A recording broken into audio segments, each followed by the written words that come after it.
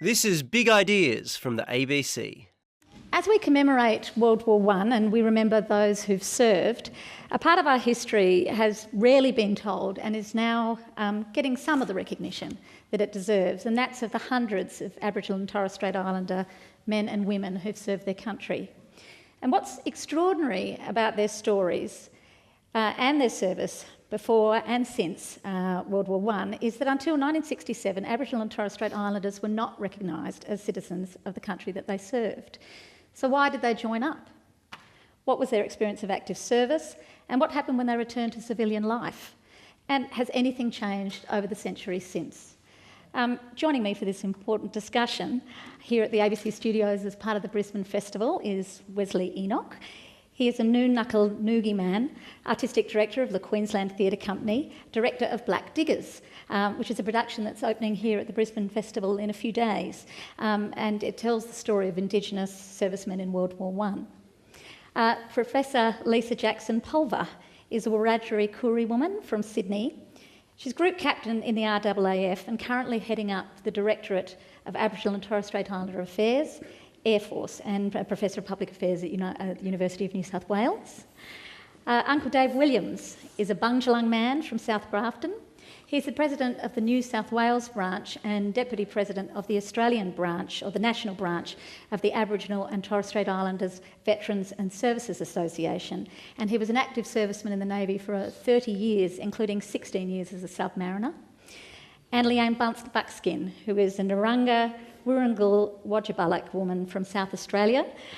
She's a member of the board of the Australia Council for the Arts, and she was a leading collaborator on the South Australian Memorial that was unveiled last year to recognise South Australian Aboriginal servicemen and women, and this was the first of its kind in the country, quite extraordinarily. So let's begin. Maybe Wesley, given this fact that at the time of World War I, Aboriginal people weren't recognised as Australian citizens, how was it possible that they could enlist in the first place, and why did they choose to do it?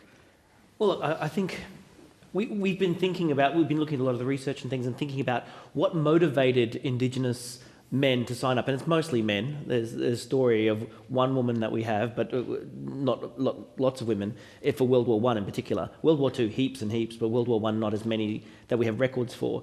And we looked at four motivators, really. One was the sense of adventure. Lots of people would sign up, to go to war as a sense of adventure. A sense of service too, I think. Service to your country, service to your community, especially when you're growing up, I think, in Aboriginal, or church-run missions or Aboriginal reserves that were run by government. There was a sense of service, a sense of country, really serving that country and your community. This idea of getting out from underneath the oppression of the time, as you're saying, that a lot of Indigenous people lived under the Protection Act, or in some centres the Flora and Fauna Act, and so there were lots of different things that oppressed Indigenous people, earning money, mobility, the ability to marry, all those kind of things that we know and tell those stories. If you joined up to most joined the army, but the AIF, the Australian Imperial Force, you actually were removed from a lot of that oppression. You were treated like everyone else. And this last one, I think, too, is really important, that this was a way of exercising the warrior spirit as well, that after maybe 100 or so years of oppressing that warrior spirit, that a lot of Aboriginal men had the sense of going, I can activate that warrior spirit in my community by going off and fighting in this war. It's not a very popular opinion, I know, as I talk to different elders. They go, we don't like that idea of killing just for killing's sake. But no, it's not about that. It's about saying having a sense of purpose that a lot of Aboriginal men could follow. And we know the stories. We know the stories of not being able to earn money, not being able to have mobility. And it's 100 years ago. And you just think, there were these laws that ignored how Aboriginal people lived in the world, and that in Federation, when we had this building of this new nation in 1901, that the AIF was one of the first instrumentalities to be built by this new nation. And the nation didn't recognise Indigenous Australians, and nor did the AIF. It had no way of actually saying, mark out your background. In fact, all it had in its charter is the idea of being substantially European, of substantial European origin. That's all it had that said anything about your background. And so a lot of Indigenous servicemen, when they went to sign up, they could get through the recruiting officer. They could get through that process because the recruiting officers actually got bonuses and recognition for getting... In fact, in New South Wales, they have the story of you got a boomerang if you got 1,000 men to sign up. You got a boomerang, which was interesting. This symbol of we hope these men will return, like a boomerang returns. Wow. But if you got then through to the medical officer had to... have a look at it all and go, how is this person substantially European? And they had to kind of work out things. And eventually there were two referenda about conscription, one in 1916, I'm going to say late 1916, and another one in late 1917. And those referenda were defeated in terms of conscription of especially recruits, reinforcements. And you find then a whole range of Aboriginal people get signed up around that period as well as a way of getting forward. Getting more people on board. But now the records never recorded. We have no formal record on the paperwork who was Indigenous and who wasn't. And so now we're just finding that, we don't... when we started this project, Black Diggers, the Australian War Memorial was saying there was somewhere around 400, maybe 500 Indigenous servicemen that had signed up.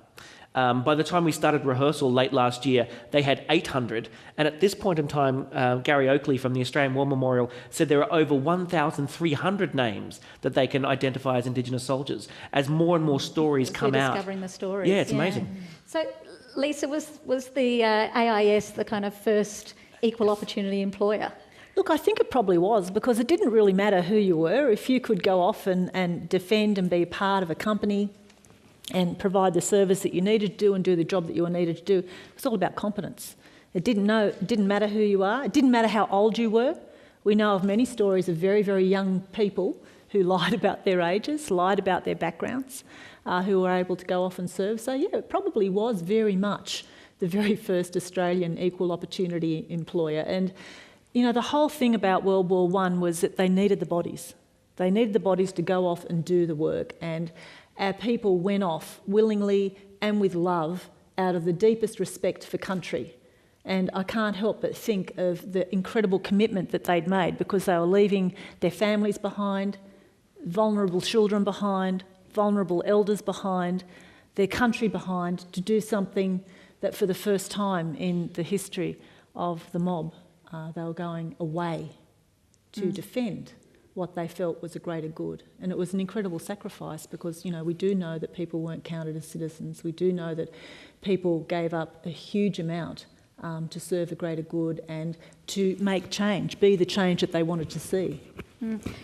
Uncle Dave, was World War I the first time that there's a record of Aboriginal people enlisting? No, the first time of Aboriginal Defence for Australia was when Kitchener sent a signal asking for trackers to be sent from Western Australia.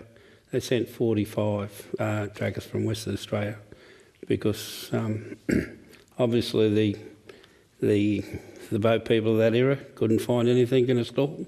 However, those Aboriginal people went, but because of the White Australia policy, they were left there. They were left there. Now, that is probably if I had that information as a young man, I would have been the worst person that I am now. But then more importantly, the job they did, and at any given stage, there's always a light at the end of the tunnel.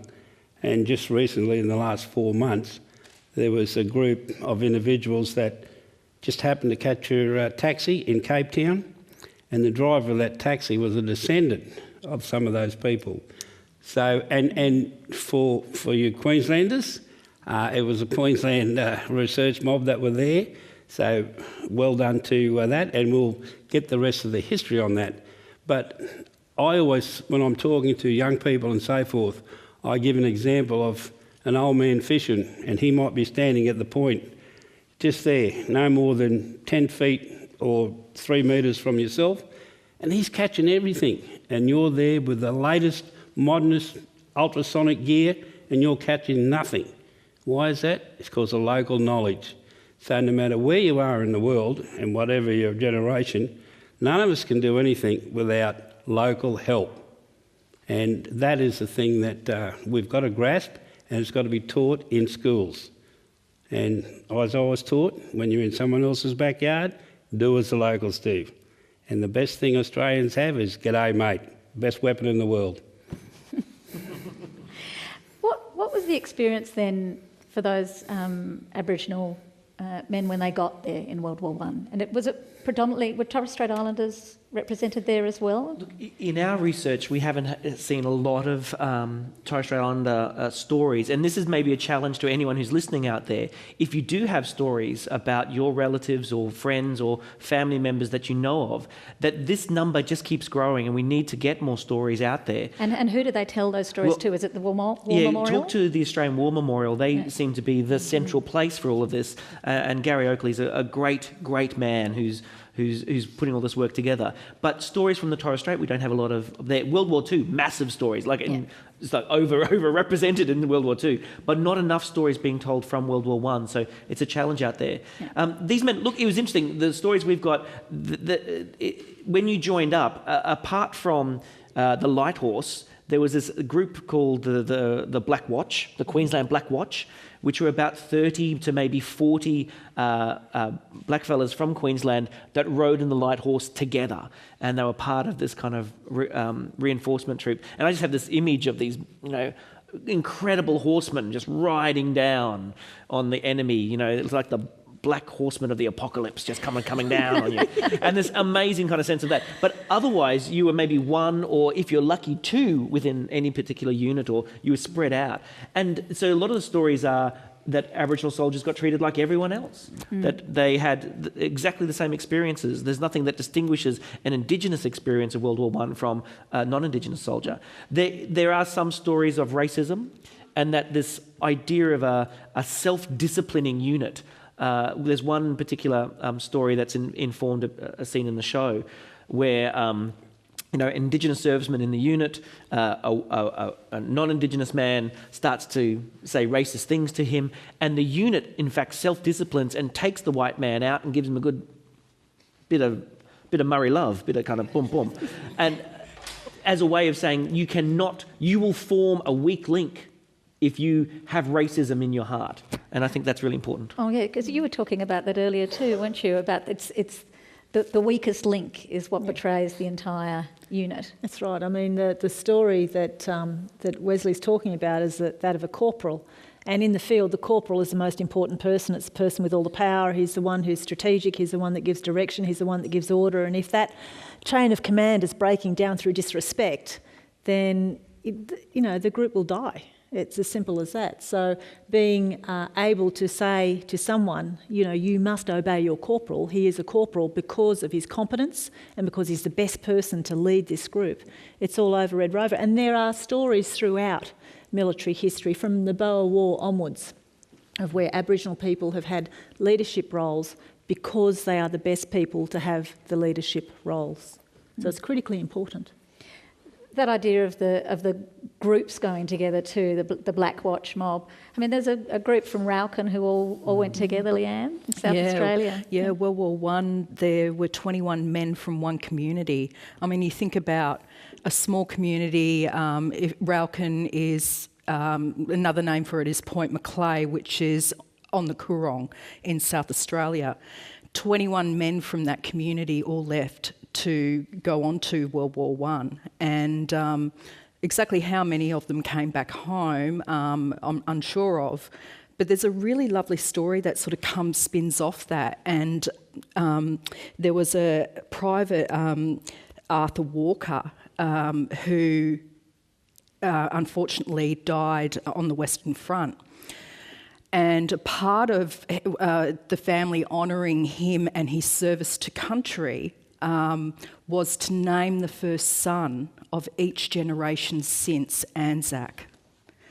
And so today there's a young chap who's all of 14 years old, I think, and his name is ANZAC. When Kevin Rudd came and saw the War Memorial just before we launched it last year, ANZAC was there, and Kevin was absolutely, chuffed to learn. I mean, they're some of the stories that are unearthing themselves in our history, and I think it's just so fabulous and rich.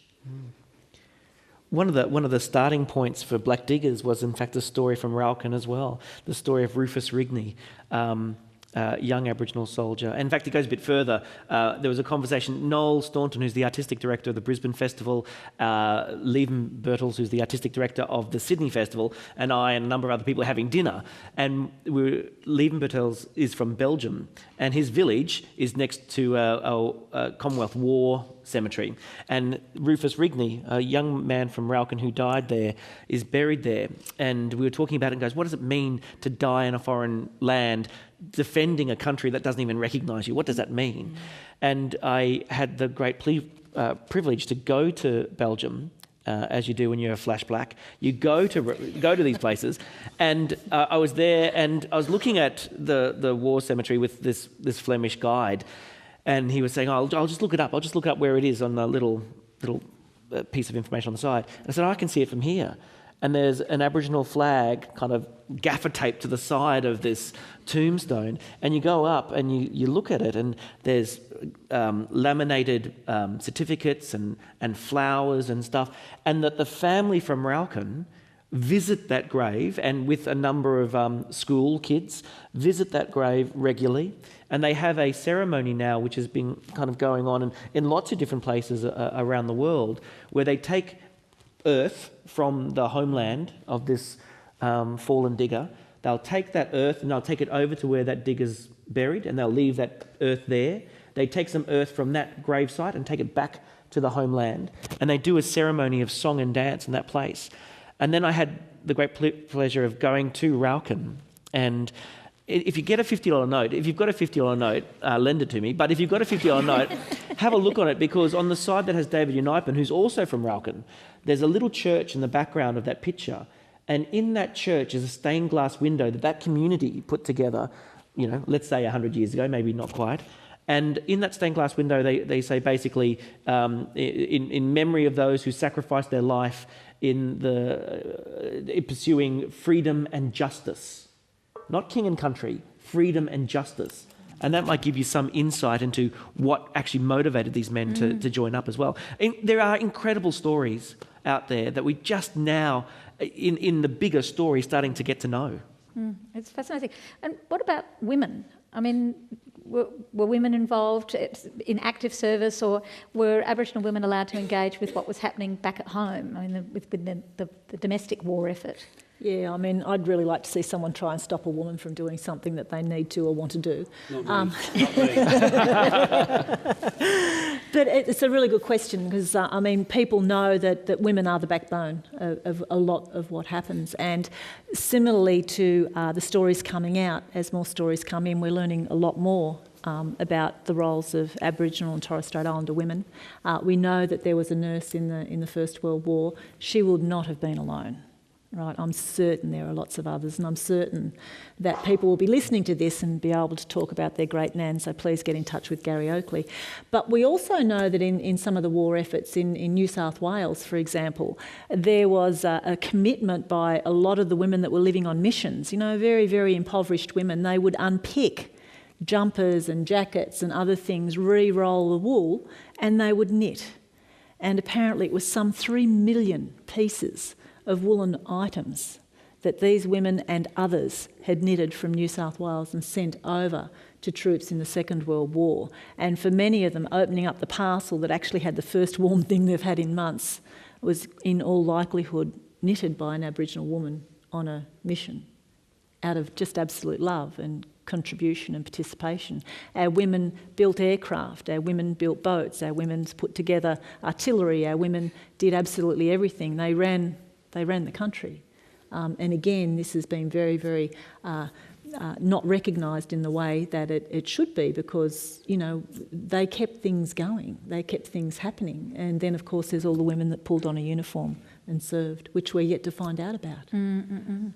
There are some kind of great stories too emerging of individual kind of acts of heroism. I mean, Dave, you've got a couple of great examples of Aboriginal people that, you know, at kind of key turning points in conflict that, you know, perhaps aren't as widely known as they should be. Well, you know, it would have been, as a young lad growing up, you know, I still have difficulty today of how you can lose a blue on your home turf. You know, you've got the original boat people coming out here, and, you know, we're stealth. I can't believe we lost the battle, but anyway, we have. Getting back to knowing what I know from growing up over the years, I know my colleagues, you know, they couldn't find their way through a bloody, you know, snowstorm or you know, the sand. And I'm sorry, but everything depends on local knowledge. And you get back to the Defence Department, or even, you know, police boys, scouts, whatever, they would say, you know, as me growing up, for instance, oh, well, you're a black fella, get out the front. I think, Jesus, why do I want to be in the front? I don't like snakes and spiders and all that. You know, get out there, son. You know, so you're out there and, you know, your pride. You got your pride. There's no way you're going to give in. So you do your job. And hopefully I used to have a few tricks when I was a young bloke, but we won't go that road. But if you have a look at... I would have loved to have known about the best shot in Gallipoli, where this bloke, Private Billy Singh, you know, he credited with over 600 kills. And, you know, and the way he had to get accredited by two officers, I'm sorry, Captain, but and so forth, and both sides used to have bets, the Turks and the Aussies.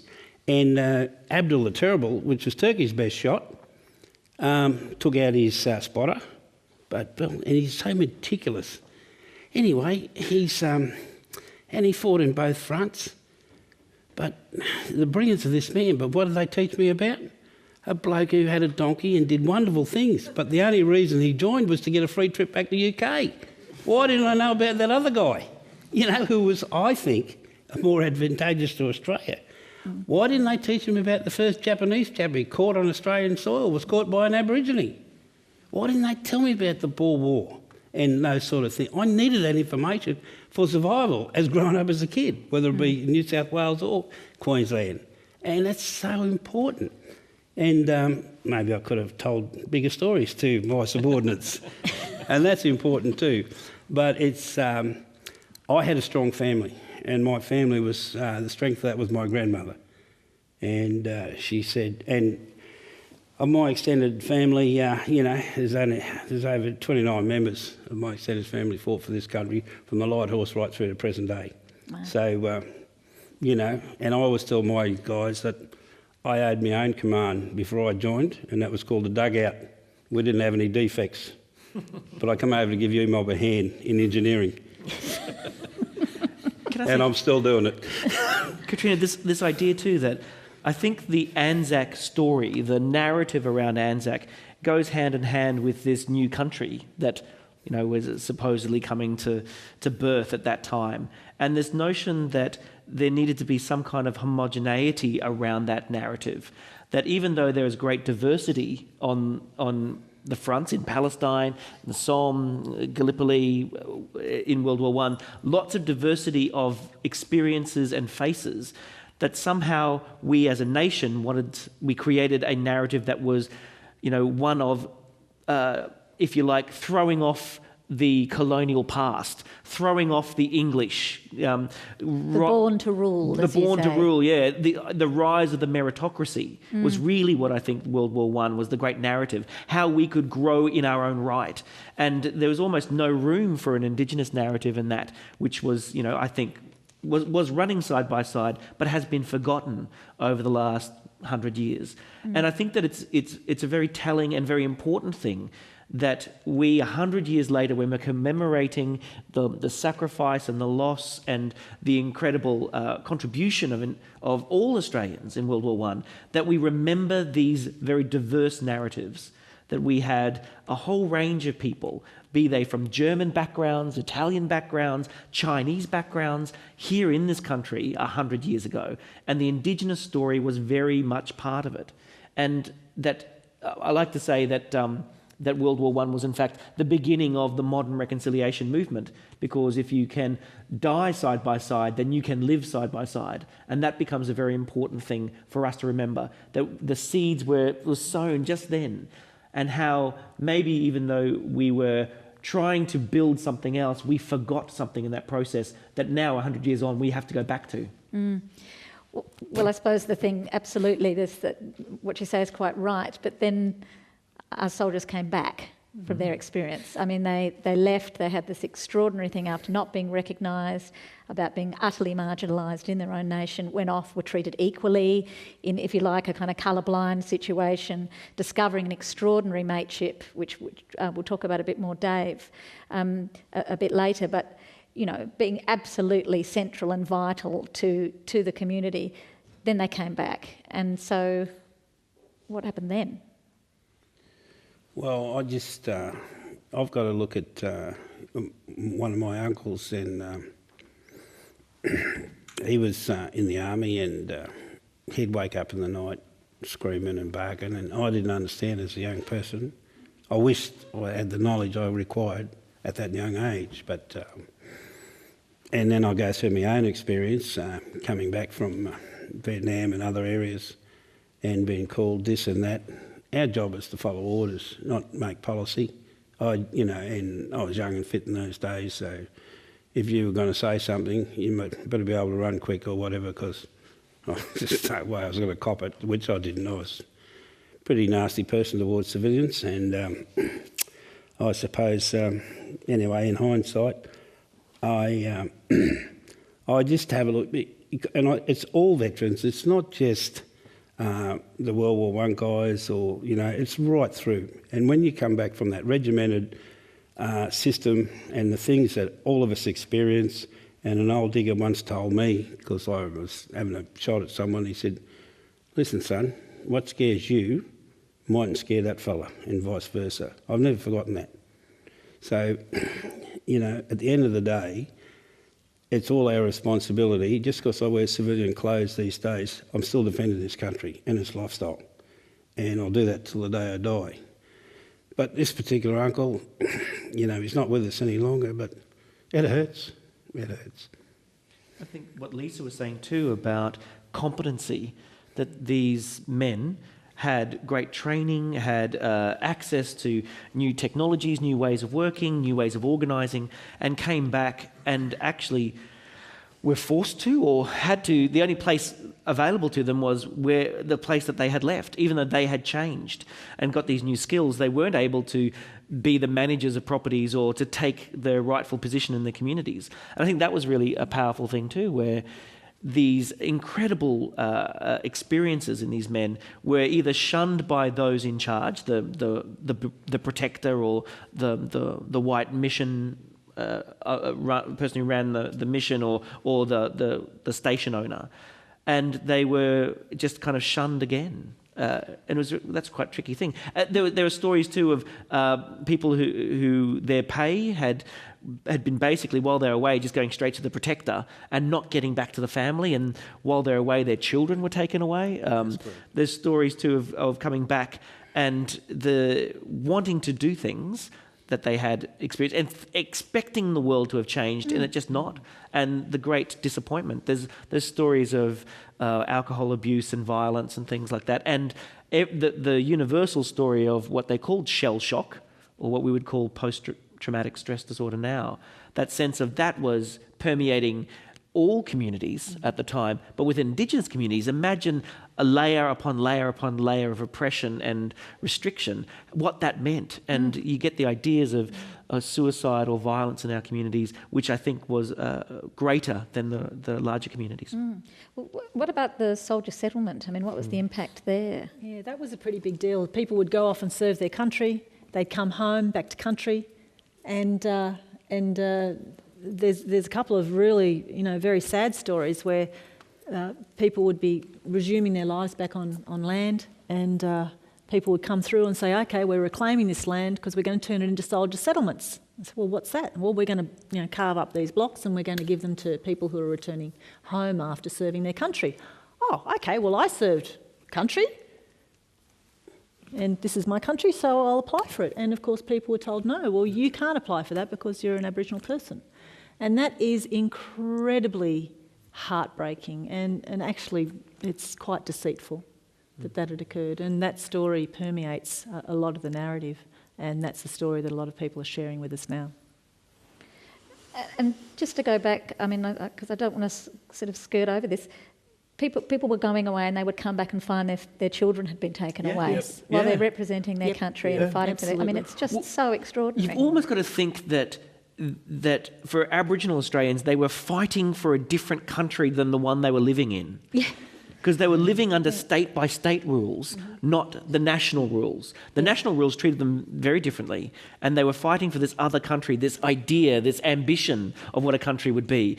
But back in their home states, the rules that the protector had were still... So the father's not there, there's no income, children have to go. And there's no kind of, maybe because there were low levels of literacy, there's no letters going back and forward, people being told this, so you can't kind of get on top of it and fix it. And so this incredible thing, you come back and realise your whole life has been dismantled while you're away fighting for your country. Weird. It is. It boggles us now. The modern mind can't deal with it. So ingrained is our idea that the 67 referendum had changed the way we think about how Indigenous Australians should be treated. But back then, 100 years ago, it wasn't the case. It's just extraordinary. And yet we still have these families who have generations of service. Yes. Right through the century, even despite this absolute slap in the face, this profound disrespect, they're still stepping up and representing their country. And there's kind of these great stories of legacy. You were talking about Reginald Saunders. I mean, what was his kind of response to returning? I mean, he was a decorated, so he ended up being a commissioned officer. And when he came back home, I mean, it was, what is life after serving? And, he fully confronted those facts that Wesley and the panel were sharing. And then what he was then able to do was then use the military skill that he'd acquired to then put back into the Aboriginal Progressive Association and putting back into community and trying to make the changes sort of post-war. So he then gave service back to Aboriginal communities and then being an advocate towards government to make those policy changes for the better. I've got one story of Douglas Grant, who's a fantastic... I mean, he's the lone survivor of a massacre in far north Queensland, and he gets adopted by a Scottish anthropologist who's working in Sydney at the museum there, a taxidermist as well, and he gets raised, and apparently this small, very dark-skinned Aboriginal man who speaks English with a Scottish accent, he grows up, learns a bit of engineering, joins up with his mates, but is delayed when it comes time to depart by 3 days because they start to go, oh, what do we do with an Aboriginal man who speaks with a Scottish accent? Who is this person? Eventually he goes over, he gets captured at the Battle of Bullecore, and he is shipped off with the non-white prisoners, not the Australians. He gets put with the Indians and who would be then become Pakistanis and all that part of stuff. And he gets taken to a German prisoner of war camp. He learns German and becomes the go-to person for the Red Cross and all this kind of stuff. He's the kind of interlocutor, if you like, this kind of person who's always connecting up. He's very funny. He's a great mimic. Eventually, and where was he then at this point? He's in a prisoner of war camp. In Germany. In Germany? In Germany, yeah.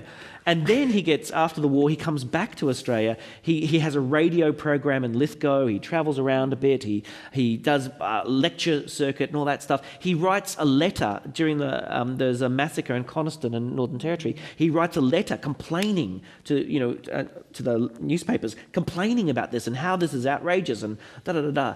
And then something happens, and we don't quite know what it is, but he gets arrested in Melbourne on one of his lecture tours for drunken disorderly behaviour. And then we start to see a demise of this man. The next thing in the records is that he's at Callum Park in Sydney, which was then an asylum for, well, we'd call it for the mentally ill. And he builds a memorial there, a scale replica of the Sydney Harbour Bridge.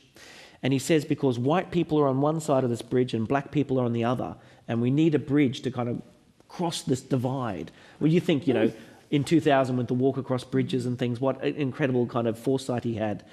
And eventually he just goes down and eventually dies in a veterans hospital in La Perouse. And alone, no family, his adopted family have kind of dispersed, not married, no children. And you think a man of great potential, of incredible voice, of amazing kind of abilities and skills, somehow he was too early for the world. He wasn't at the right time. But he for me is an example of the wars that happened on this land, and he survived the wars here, and then he survived the war in a foreign land just to come back and in fact deal with a psychological war in this country as well. Quite extraordinary. Just going back to the coming back for these returned servicemen in World War One, did they have any kind of support? I mean, what was the attitude for the RSL? I mean, Dave, were they able to be members of the RSL? The RSL was set up by return and service because those chappies never fitted into civilian society, jobs and etc. and community as a whole, so they set up the Returned and Services League, and to be in that you had to be a returned serviceman. However, because of governance in state laws as well as federal, if you're Aboriginal, you didn't get a show. You never got a look in. And because when we come back, if you can imagine that we're with or for instance in my case, I've got a whole ship's company, whether I was on a destroyer or an aircraft carrier, the family's bigger, and I'm with all my mates, that sort of stuff wouldn't have happened. But when you leave, you're on your own, all right, and you go to you return to your home, and who have you got to talk to? You can't. Well, it's not that you can't. You just don't do it. You don't. Your wife's your nearest and dearest, but you've changed that much, and for all the servicemen I know. And the wives and things, they used to say, well, when are you going back? When's your leave up? Because you interrupt their routine, So there's all of this. So, and in our circumstances, aunties and uncles used to say, well, no, he's all right, just leave him alone. Don't ask him about this and that. And we never did. Because especially in the Aboriginal sector, it's all oral, sometimes the uncles will pull you aside and say, this and this, but as a young person, you really don't get it. Yeah. And it's a shame because that sort of support, I just know from seniors, no matter whether you're black or white, that if you've earned enough respect for one of our elders, whether they're white or black, to impart information into you, they see that potential, you should take that on board, But unless you get that skilling, you're just a young person. You think, what would he know, or what would they know? And and at times I wish I could take myself out the back and slap myself around a bit because I should have listened a bit more. Yeah.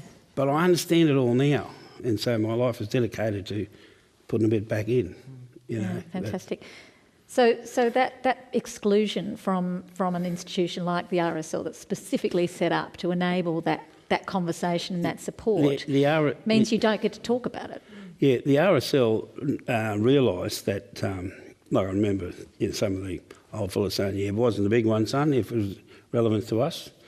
And I was thinking, well, I didn't know that there had to be a date on the bullet, who cares? But they realised in '83 that we're running out of numbers, we better let a few of these young fellas on board, and that's what they did.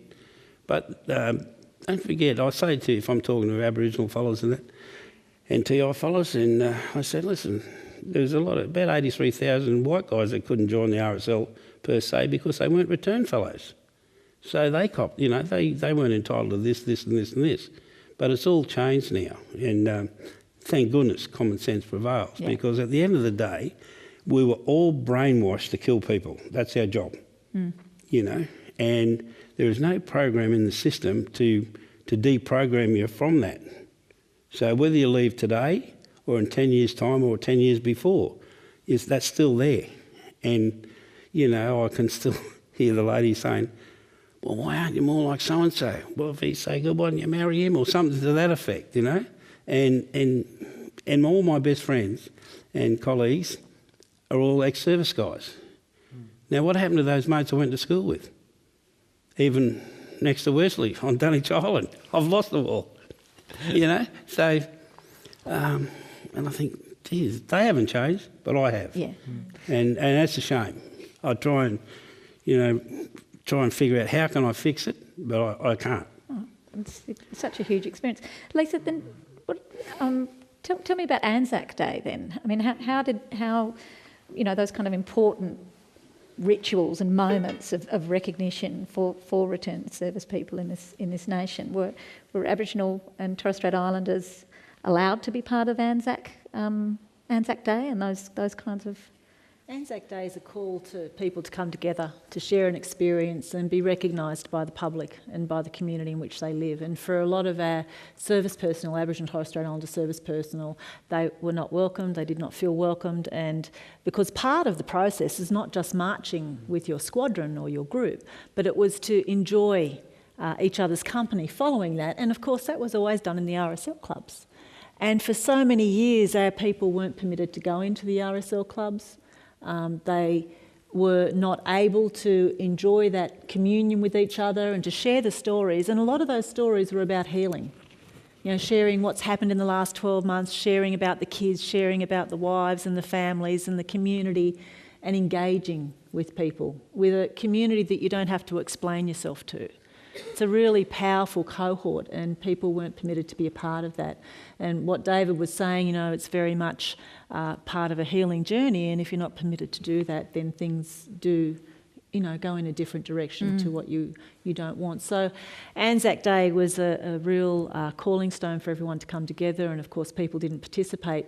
In recent times, in Redfern in Sydney, we wanted to recognise our beautiful, strong Aboriginal and Torres Strait Islander service personnel. So about 7 or 8 years ago, we started a group called the Coloured Diggers, and we marched after the conclusion of the main march in Sydney. So it wasn't in competition, don't believe everything you heard from the RSL, but we would form up at the block and in the early days, and then we'd march to Redfern Park, and we'd have lots of speakers, and there were a number of us in uniform, and it was very powerful. We now march from Redfern Park to the block, and we gather at the community centre, and it's a really lovely afternoon because everyone comes along, the kids come along, a lot of people come in uniform. And last year I think we had the biggest march ever. We had thousands of people. It was just extraordinary. People of Redfern line the streets.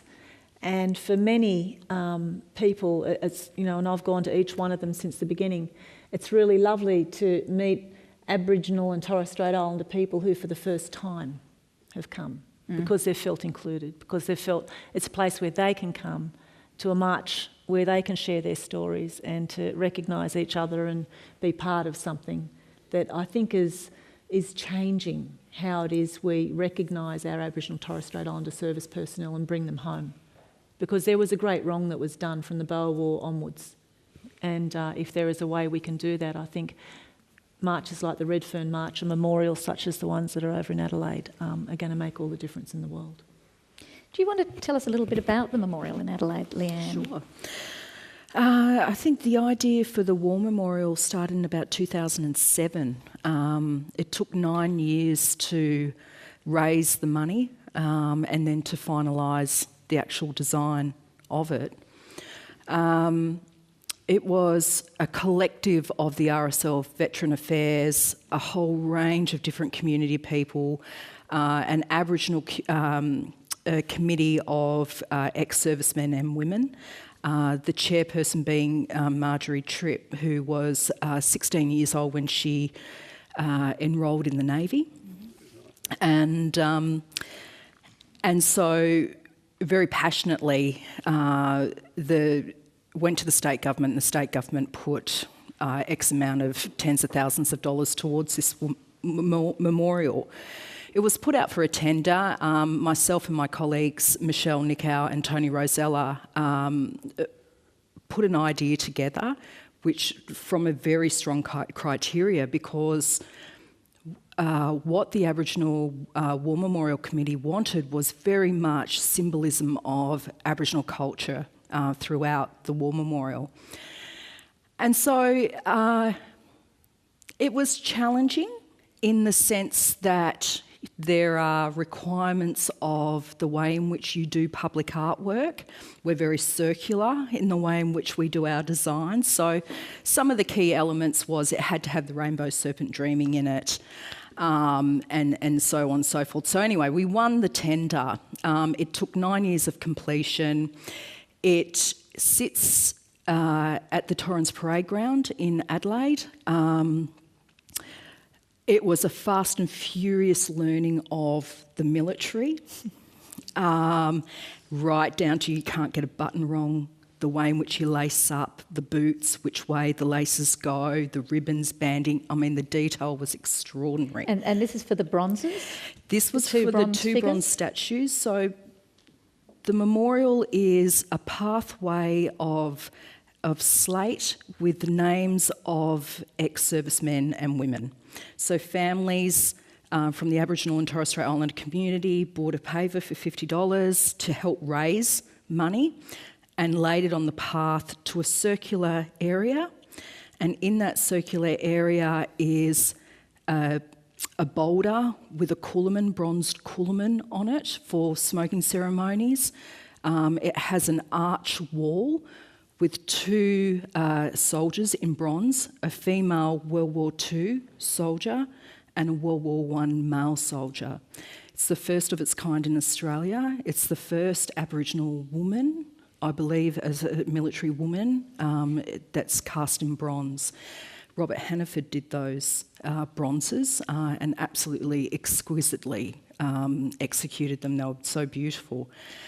It was interesting being in the space, doing the construction of it, because whilst we had fencing around it and we're in a city environment, it was the most incredibly peaceful place. So really strategic in the way in which we did our seating arrangement. It had to be a place of peace, reflection, and very respectful to anybody who wanted to go within that space. So we've cranked up the building of it. We had Sir William Dean come on board, and he led the driving of the money, because it cost $1 million to build this. And hundreds and hundreds of people it gave, in terms of right across Australia, gave money to it, contributed in some way or another from, we had a 85-year-old German man on site who'd constructed all of his life, and he sort of sat back and watched everyone, made sure they did all the right things, and to having a couple of young people aged 19 years old who modelled two young kids from the Aboriginal community, a young female, male, and when they modelled and put the uniforms on, their whole body transformed. It was extraordinary to watch, because I sort of, what kids are like. Yeah, right, you want to do what? But as soon as they put that uniform on their body, they felt the weight of that uniform on them, and they lifted their bodies up in a way that was extraordinary and proud, and you can see that in the bronze statues. It was probably one of my proudest moments to see that being passed on to the younger generations and what that that means to them, you know. Yeah, it's such an important thing and extraordinary that it's taken this long, but I think there's now a momentum kind of growing in terms of recognition. There's something going on in New South Wales that's planned. There's two things, but in 1999 we had a meeting in Canberra, and we selected, and basically the Aboriginal and Torres Strait Islander Veterans and Services Association was put together, and we had office bearers from relevant states, and it came up about memorials, and there was mentions of figures put aside for a memorial on ANZAC parade in Canberra. Now, it was quite a substantial amount, and it is no reflection on the people who were at that those meetings and that, but it's on our side, the Aboriginal component of relevant states that have changed, that haven't kept the association going and so forth. And but what was concrete about that, those proposals that Australia's First People would have their memorial and recognition at the front of ANZAC parade, not at halfway up or at the end or in the middle, at the front. That was well into those, and I still got copies of those minutes. So I hope I'm alive to see that happen.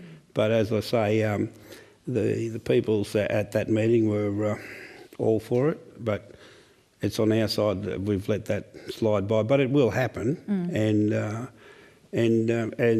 on the other side, in Sydney, the one that's going in Hyde Park, the original suggestions for that was to go in Circular Quay near the old Maritime Museum building, a Maritime Services Board building, but that's the Contemporary Arts now, and that's because any visitors coming into the quay would have to walk past that, and then they'd recognise that, but it's been moved to Hyde Park. But I've always... And that's next to the war memorial that's there? Yeah, yes. Yeah, but if you've got to have a connection, you know, you've got to belong. So as great as Hyde Park is, what's Aboriginality there? I mean, hello, half the trees aren't from Australia, you know, so where are we going? So you need to put these things in the significant places which are relevant to Aboriginal and Australian history. So we've got a lot of history out towards Parramatta and Blacktown and Prospect and so forth.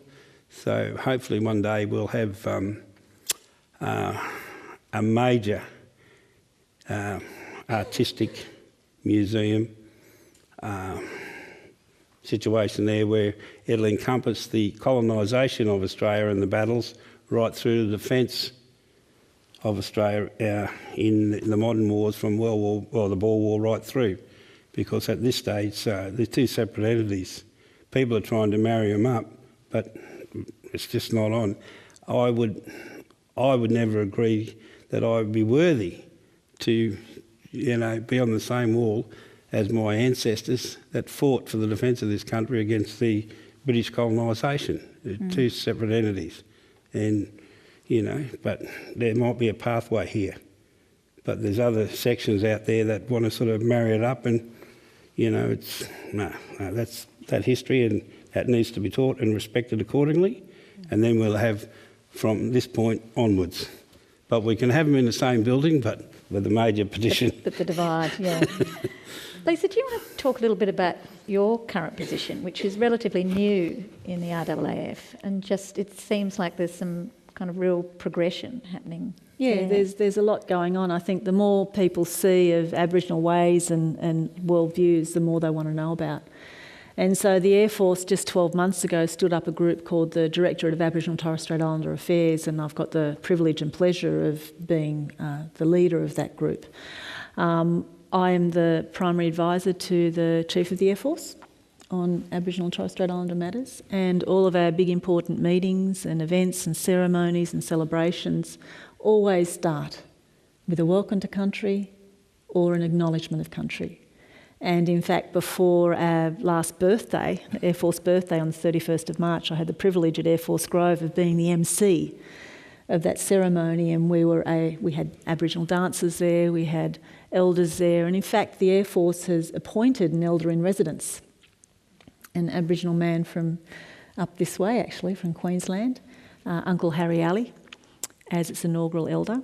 And he was a warrant officer, and he served in Vietnam, and he worked on F-111s, and he's a very fitting person to guide the chief as the elder in residence of Air Force into this new world. We recognise that Australia is a very diverse place, and that Aboriginal worldviews are views that we need as an organisation to better our capability.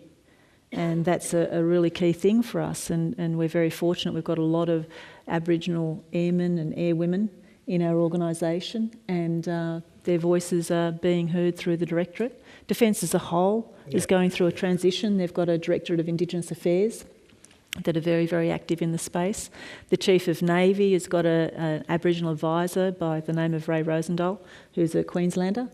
And Army has got a whole stack of people who are working as Indigenous liaison officers within the organisation. So there are changes afoot because the organisation as a whole recognises the need to be more diverse and to embrace the diversity, and I think it makes us a much better organisation as a whole. It makes sense, you know, we've been here for 60,000 years. We must have been doing something right, you know, and that's really basically the bottom line. We didn't mind the country. That's it. And I think the more that we're there, the more people want to know. There's a great thirst. I mean, people go out and defend this country. They want to belong. They want to understand the stories. They want to understand what really makes it for us. And I think when you go off and sign on the dotted line to, you know, go into a uniformed service, you sign up to a whole stack of things. And one of those things is when push comes to shove, that you'd be prepared to die for that. And I think it's a really important responsibility, but it's also a right to having the knowledge of what this country is about. And I'm incredibly blessed to be in that position of being some of that transfer mechanisms and bringing in our elders to be able to share with our leadership exactly what that means to serve country from our perspective. It's such a long way from the stories that are explored in Black Diggers. I mean, thank goodness. Just quickly tell me, just as we're kind of coming to the end of this conversation, I mean, Black Diggers, is it an entirely dramatised production? Is it true stories? I mean, verbatim. How did you pull together what must have been an incredibly broad sweep of experience into something? In the research, we found that there are very few first-person accounts from Indigenous Australians of World War I. They were often, the formal documents, the references in other people's diaries and all of that stuff. And so we found that the sources were all non-Indigenous sources. And then we started doing research with families and talking to families about things, and suddenly realising that sometimes the family has a very different story to the official records. And we started going, which is the right one? Which is the truth? And that became actually the issue. How do you tell the truth in this particular instance? And we went to this is a long way of going back to maybe the Boer War. We went to the South African Truth and Reconciliation Commission had 4 definitions of truth, and we used that as our starting point, saying that there's an official truth, the truth that gets told. There's a forensic truth, the truth you can prove through science. There's a kind of individual truth, the truth you believe to be true. And then there's what's called a healing truth or a community truth, the truth you tell as a way of binding people together. And we found that all those 4 truths coexisted, that you go to Rauken and these men that went off were 10 foot tall and made of iron ore, and they kind of they were these huge heroes. Now, is that the truth? Yes, for them it is. You look at their records and you see that these were, small men who were 16 who lied about their age. Is that the truth? Yes, that's the truth as well. And that what we've tried to do in this play is honour all the memories, not try to say that there is one dominant way of saying the story.